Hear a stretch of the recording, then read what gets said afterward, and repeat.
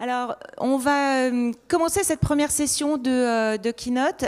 On a le grand plaisir d'accueillir Le Bon Coin pour parler de l'IA, comment intégrer l'IA au service des Français. Donc, je vais appeler Antoine Juteau, directeur général du Bon Coin, pour venir vous en parler un peu plus précisément.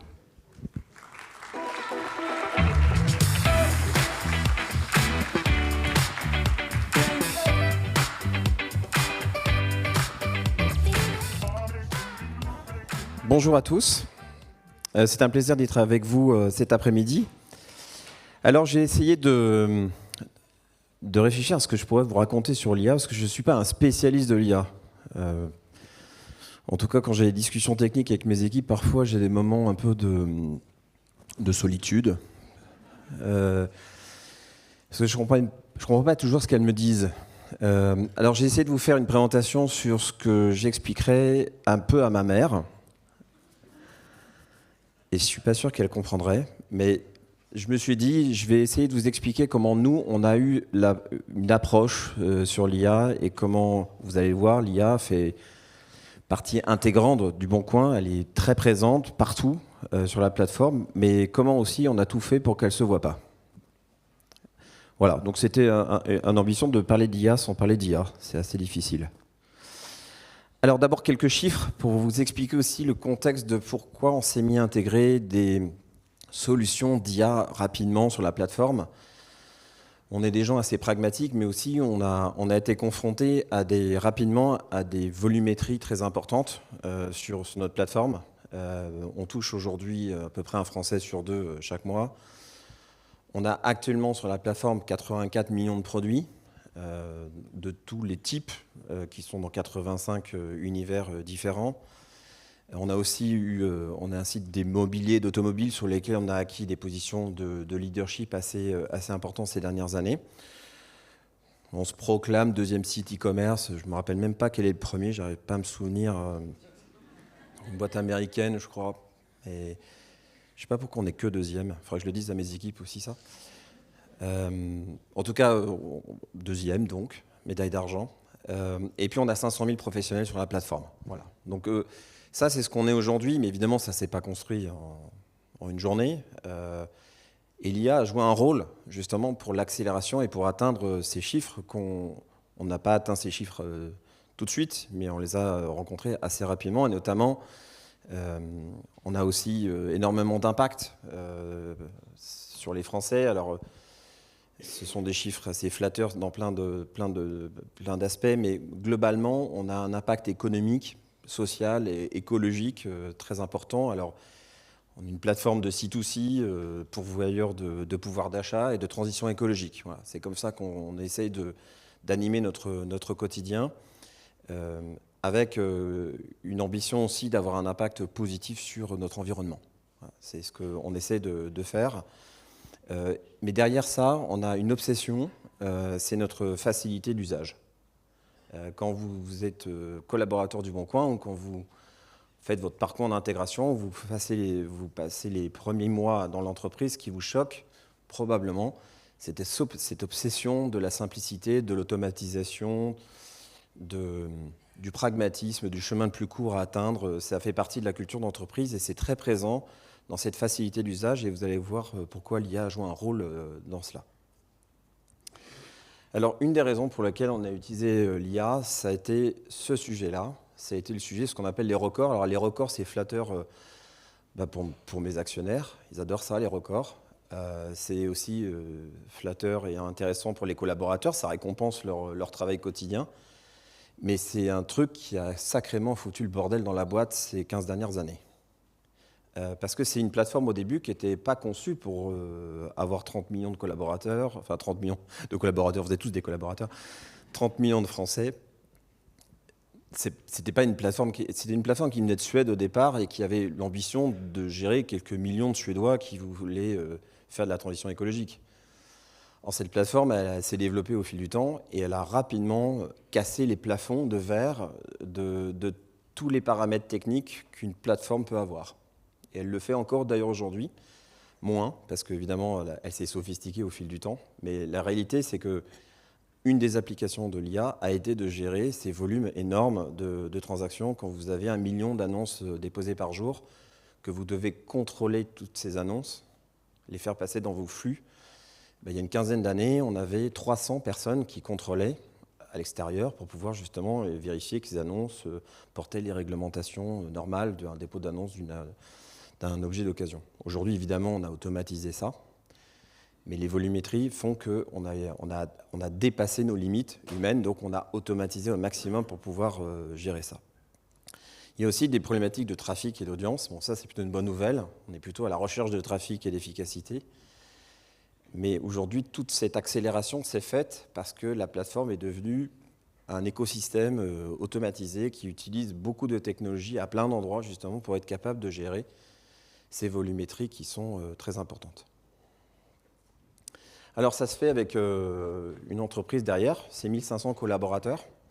On a 40% de nos ressources qui sont dédiées à la tech et aux produits. Donc c'est clairement une boîte de tech et de produits, Le Bon Coin. On fait tout pour que ça ne se sache pas et donc on garde cette interface magique orange.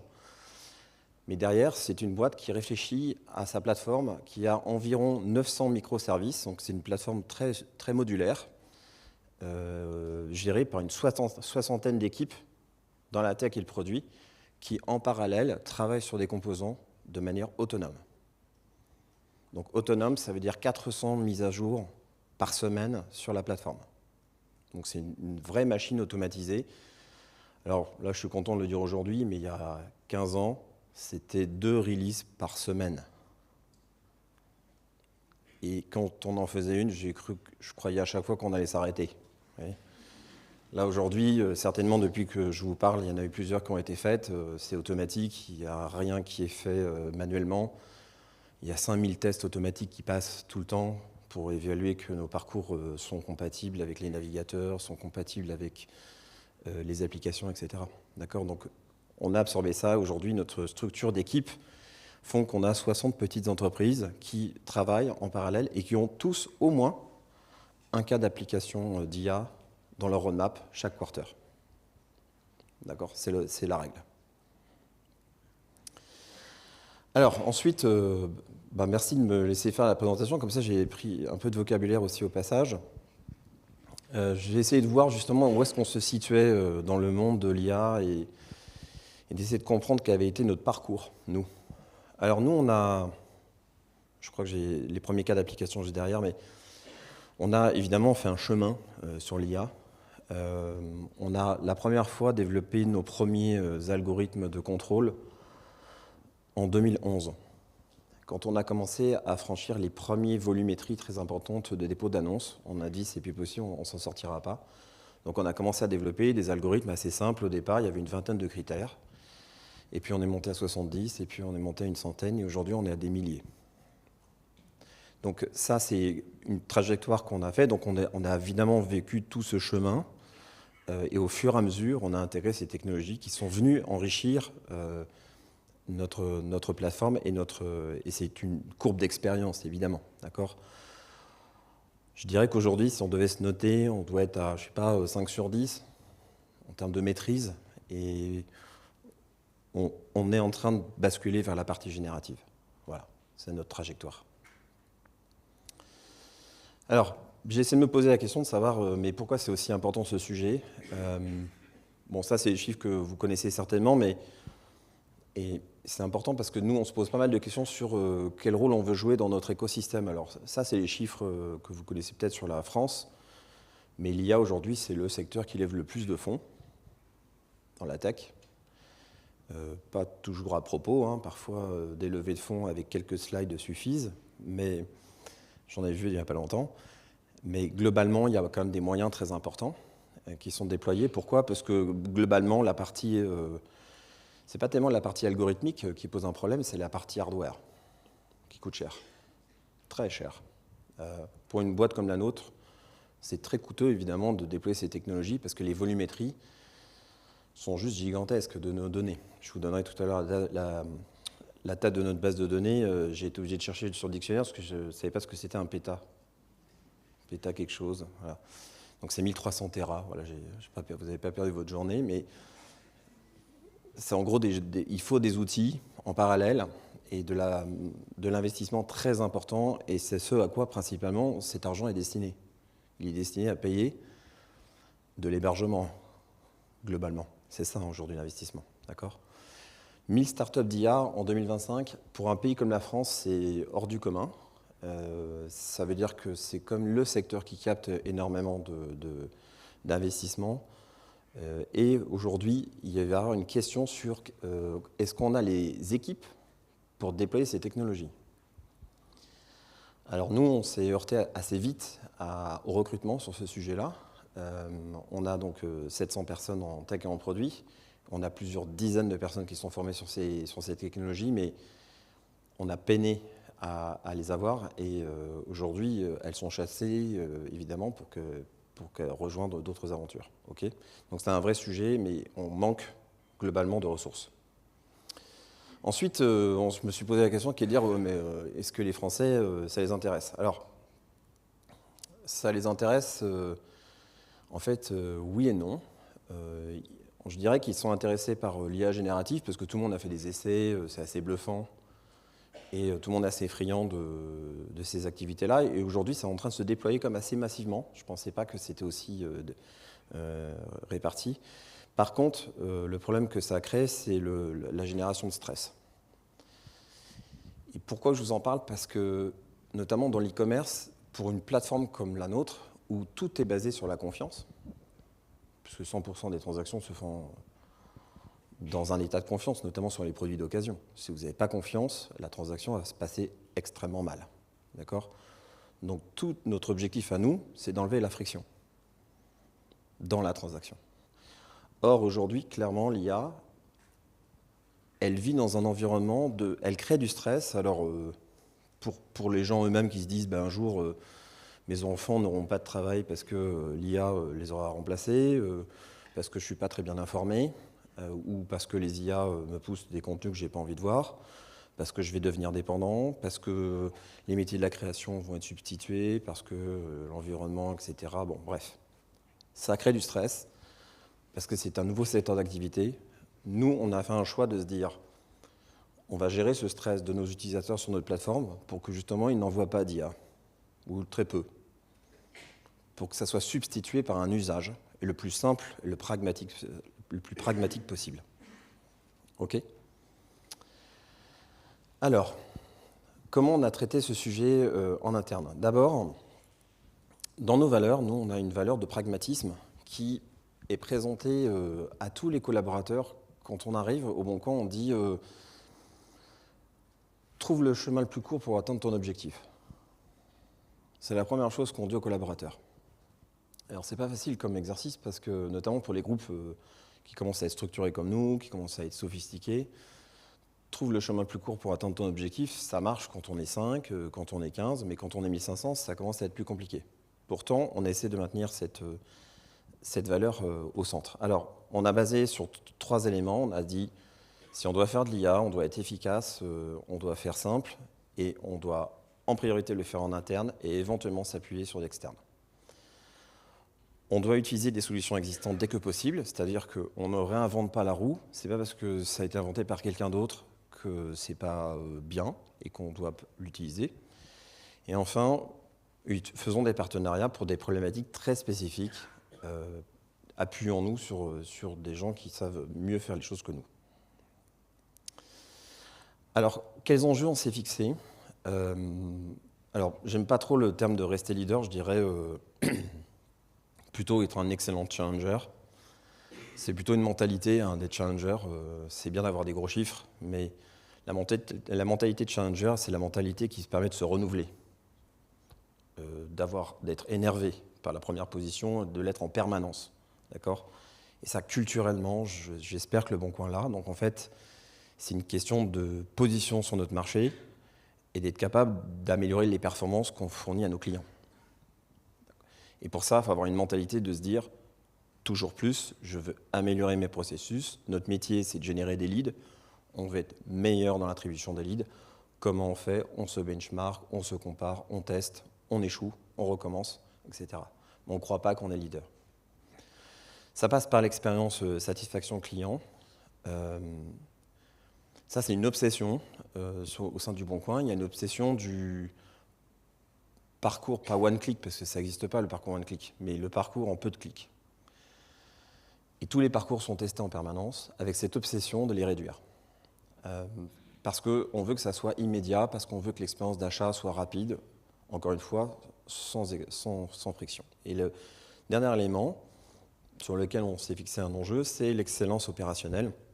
Ça, c'est plus tourné vers les processus internes, c'est dire comment on peut intégrer l'IA à la fois sur notre plateforme, bien sûr, mais aussi dans les métiers de nos collaborateurs.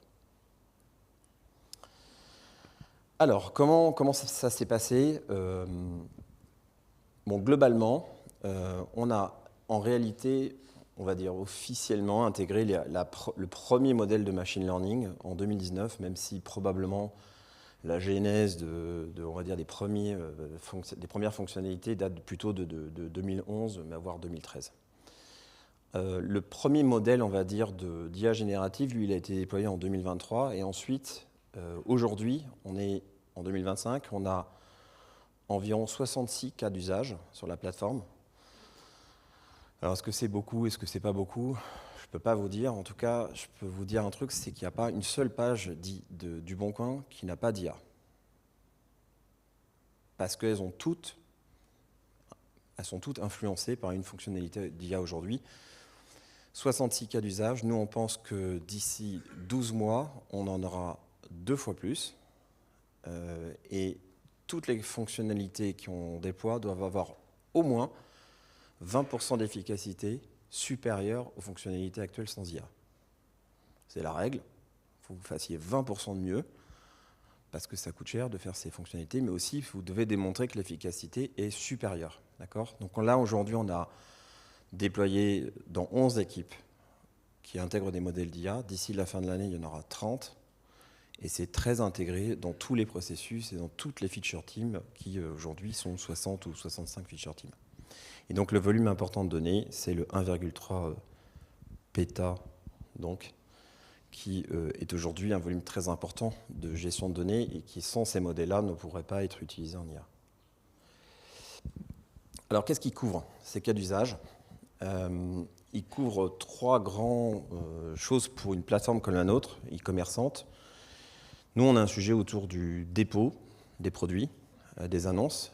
Et notamment, on a gagné un prix la semaine dernière sur le sujet avec la FEVAD, où on a justement intégré des technologies. Quand vous déposez vos annonces, vous mettez un titre et vous mettez une photo et vous avez une description automatique. Donc on décrit automatiquement le bien pour vous sans que vous fassiez aucun effort.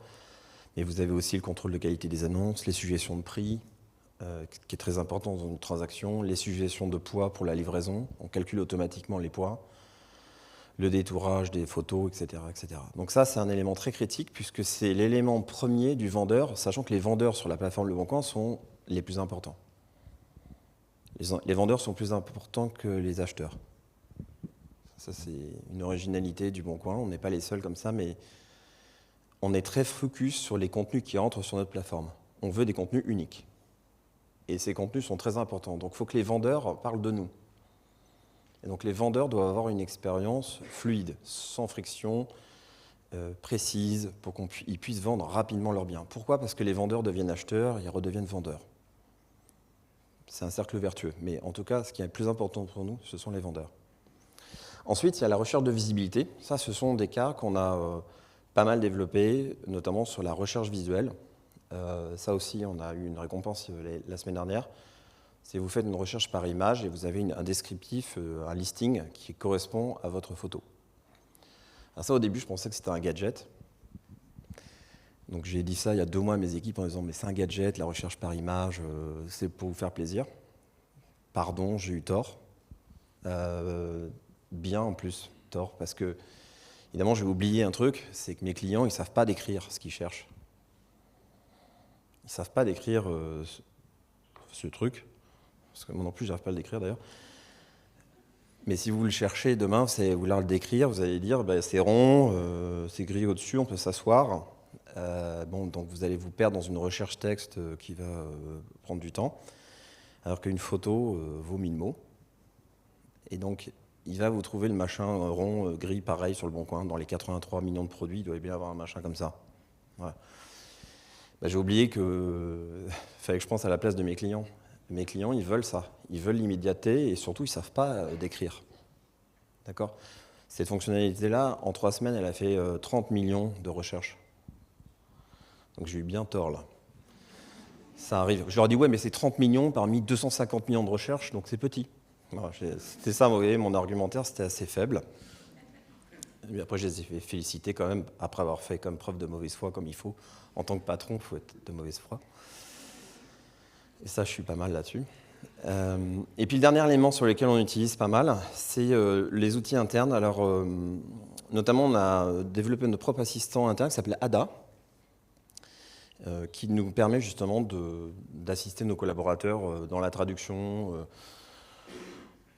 dans la synthèse de leurs documents. Je vois des reportings parfois arriver, ça sent le Ada tout craché, pas une faute d'orthographe. Quand on a 25 ans, on fait des fautes d'orthographe, non ? Aujourd'hui. À mon époque, non, mais aujourd'hui. Eh bien là, je vois bien quand c'est Ada qui le fait. Ça, c'est clair. Aussi, il dit des trucs bizarres parfois. Mais globalement, ça fait quand même gagner un temps fou. Nous, les reportings au Bon Coin, c'est un sport. On adore ça. On aime beaucoup. Mes équipes, premièrement, elles disaient oui, c'est beaucoup les reportings. On reçoit plusieurs dizaines de pages de reporting toutes les semaines. Parce qu'on est une boîte obsédée par le tracking, les KPI et tout ça. Donc je peux vous dire qu'il faut que ça dans Ada, et moi aussi d'ailleurs maintenant, pour avoir la synthèse, pour finalement lire 3 lignes. Mais les 3 lignes importantes. Alors qu'est-ce que je peux prendre comme exemple ? Le dépôt automatisé, ça marche très bien. Ça, c'est les efficacités de ce truc-là, c'est 20% d'efficacité supplémentaire. C'est pas mal à notre niveau parce qu'on a 1 million d'annonces déposées par jour. 1 million. Donc c'est sûr que efficacité, ça veut dire que ces produits-là vont être vendus beaucoup plus rapidement. La durée de vie des produits sur le Bon Coin, c'est quelques jours. Ça dépend des catégories, mais c'est quelques jours. Okay ? Donc si vous gagnez 20%, vous gagnez une journée. Et c'est important parce que vous allez toucher votre argent plus tôt.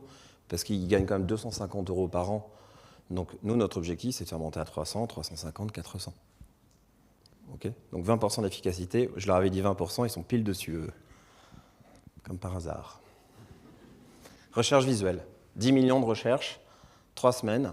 Donc c'est là où j'ai eu le truc où j'ai eu tort. Mais j'ai quand même eu un peu raison. Mais ce truc-là est assez magique. Pas uniquement pour démontrer que j'avais tort, mais pour montrer aussi qu'on peut sophistiquer nos modes de recherche et améliorer la présentation de nos listes de réponses, et que clairement l'IA a une forte influence dessus. Sur les méthodes de travail, on est à peu près à 40% de nos collaborateurs qui l'utilisent au moins une fois par mois, et c'est utilisé maintenant, ce qui est bien aussi, c'est par toutes les fonctions. RH, finance, qui l'utilisent pour modéliser, pour agréger, pour écrire des courriers, etc., des contrats. Ça nous fait gagner pas mal de temps. Et ça se propage beaucoup. On réfléchit notamment à former nos collaborateurs, nos 1500, tous, avant la fin de l'année, pour qu'ils puissent l'utiliser de manière plus correcte. Et notamment nos télévendeurs, pour qu'ils aient de l'assistance automatique, de la réponse automatique, des suggestions automatiques. Voilà, nous, on est des obsédés de l'automatisation. D'accord, on adore ça. Alors, je vais terminer par 2 angles. La première, c'est un angle européen. Alors, il se trouve que je suis devenu aussi président de l'European Tech Alliance. C'est une association européenne de boîtes de la tech qui regroupe 33 membres. Notamment, on a dedans Spotify, Booking, Vinted, Allegro, etc., etc. Donc, on a une trentaine de boîtes et on s'est alliés justement pour défendre des causes communes et aller justement porter notre bonne parole à Bruxelles.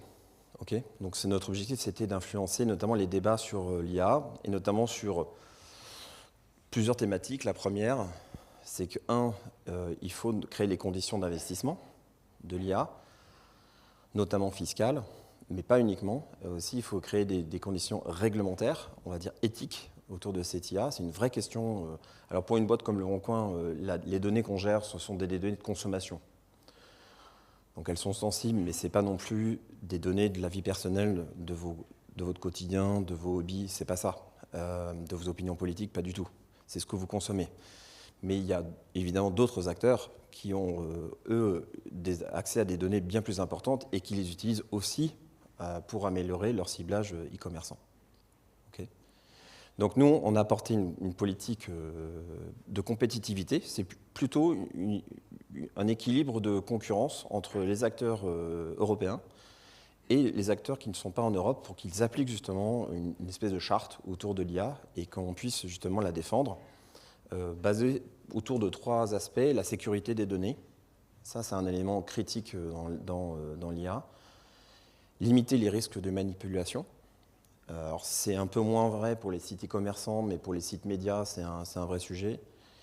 Et puis ensuite, derrière, mettre en place des critères communs, des systèmes de management communs, pour qu'on puisse avoir une espèce de IA Act pour l'Europe.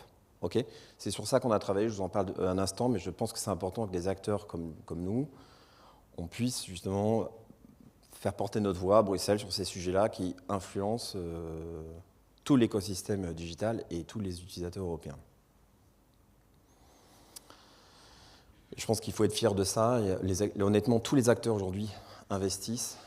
J'ai discuté avec un des gros, justement, la semaine dernière. Ils investissent quand même 20% de leur roadmap uniquement sur les sujets d'IA. Moi, je lui ai dit, j'ai investi 5%. Et il dit, non, mais c'est pas suffisant, je me suis fait engueuler pendant une demi-heure. Mais il a raison, parce qu'en fait, la question, c'est d'automatiser justement un maximum de choses pour pouvoir libérer de la valeur ajoutée pour nos clients. Okay. Voilà, et nous, je vais terminer là-dessus sur qu'est-ce que c'est l'IA pour Le Bon Coin.